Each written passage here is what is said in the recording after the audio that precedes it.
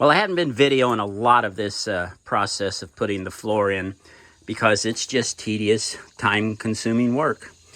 From the prep video of the floor, you saw that we, of course, sanded it down, filled all the holes, and then sprayed so that we wouldn't get any rust. There's an example of where we filled a hole. What you're seeing right here is was a big ding. And so to keep it as smooth as possible, I just put a piece of this in there and taped over it, held it in place. But this shot right here is good because it shows the stages where we have filled all the little gaps or the troughs, or whatever you want to call them, little channels that run up through there, with the 1/4 inch foam. And then we came back with 1/2 inch, and then we're putting a 3/8 ply. And then we're going to go over the top of that with a real nice thick linoleum. As far as insulation value, this is somewhere between 0.5 and 1. This is 3. You get about 0.5 from that, and you should get a little bit out of the insulation. So just for having an idea of how much it's going to be as far as our value, I'm going to say it's going to be right at probably 4. So there you have it. I'm just going to continue on. The process of putting these screws in has been a little time consuming as well, and I'll show you how I'm doing that. The first thing that we had to do was make sure that no joints were going to be in any of these valleys, because then it would allow it to pull down too tight and it wouldn't be smooth. And I didn't want any joints to be in the same place as the joint on the foam. So, after I cut this wood out to fit around the wheel well and right along the entry there, I had to come over here and trim it down so that line of screws down through there would be right on top of the ridge. And that's what you have to do. If you don't do that, you're going to get a wavy, uneven, ugly floor. Okay, I went ahead and put the 1/4 inch insulation in on top of the metal. Over here it had some ridges, so that was a little more difficult. And now we will put in the 1/2 inch layer, and over that will go just let me show you. See if I can do it one-handed here.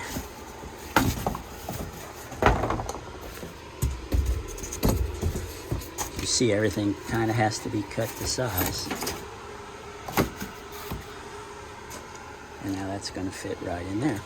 So I will fill in those spots right there, and then comes the wood. All right, I've got the 2 layers of foam in, and you can see there's a little bit of a lip right here.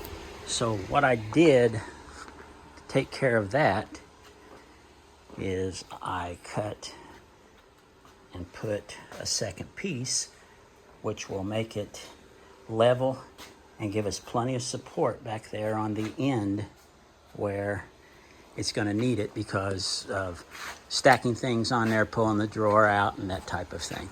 If you wondered what these little pieces of blue tape are, I'll show you whenever we get ready to put the wood on.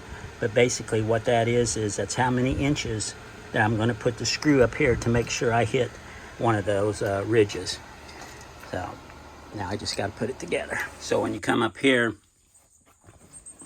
you can see I've come up over the insulation that we put under this floor mat. So that comes to about right there. And I think that's a good transition place. So I lined the T-square up with that ridge and ran it up through here. And then you take the drill, and where that's lined up, what you want to do is you want to drill a pilot hole through the wood.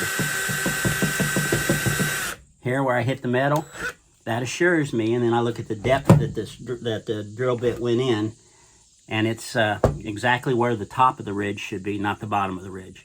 So now what I've got is a little pilot hole. Then you want to come in here with a drill bit and make a little bit bigger hole.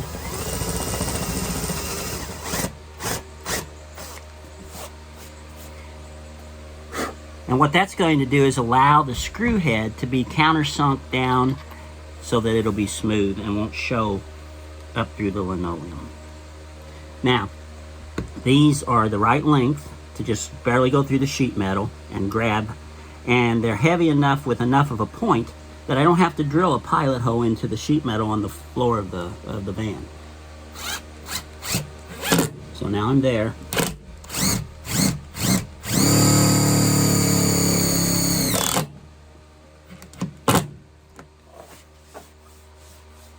There you have it, nice and smooth. So, I'm just gonna keep on going.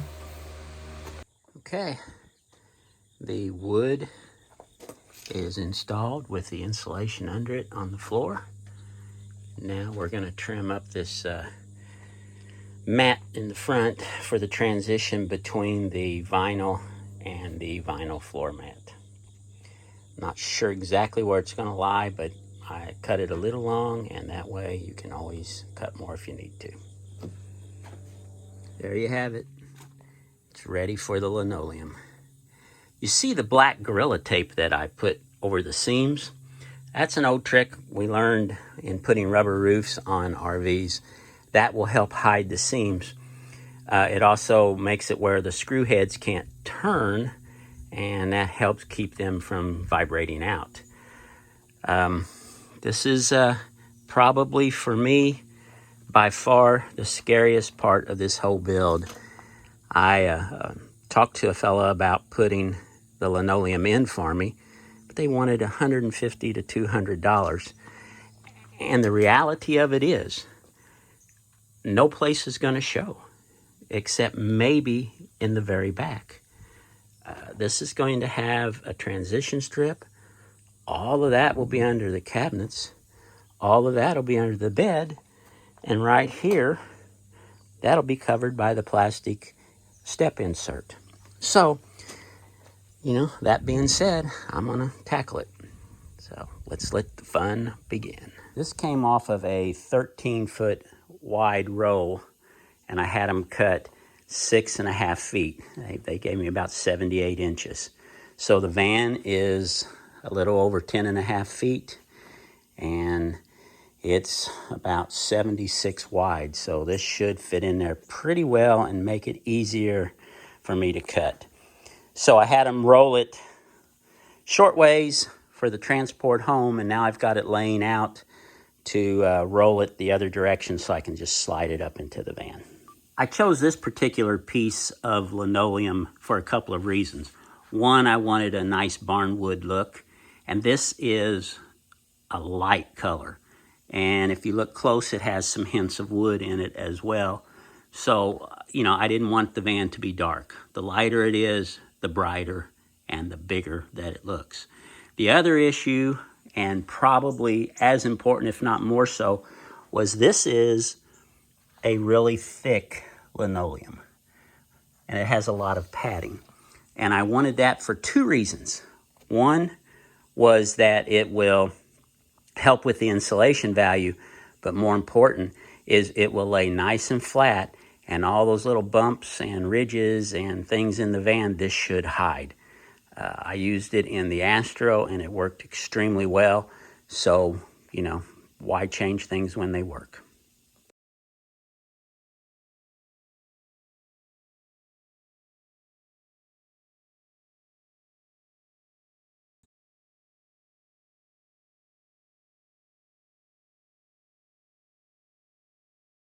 I actually am quite proud of myself because I did pretty darn good.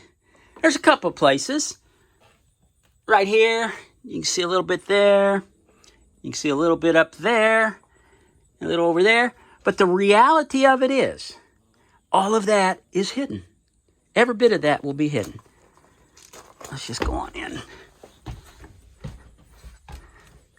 See, there's places like that, but that's underneath the cabinets. And all of that is under the bed.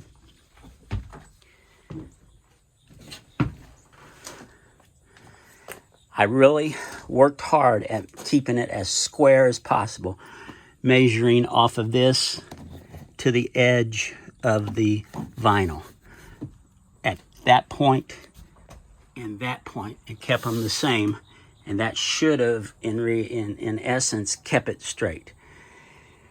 The true test will be when we go to put the bed in, and if it is straight with that line.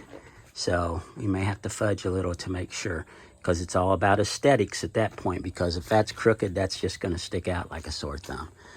But there you have it. You can see we even raised this up to allow for the insulation and floor that's up here. But I think it's pretty sharp, if I say so myself. Hey, this has been a long one. This was a tedious one. This was the one that just absolutely scared the hell out of me. But we got it done. If I can do it, so can you. So, thanks for watching. Hopefully we'll see you on the next one. Later.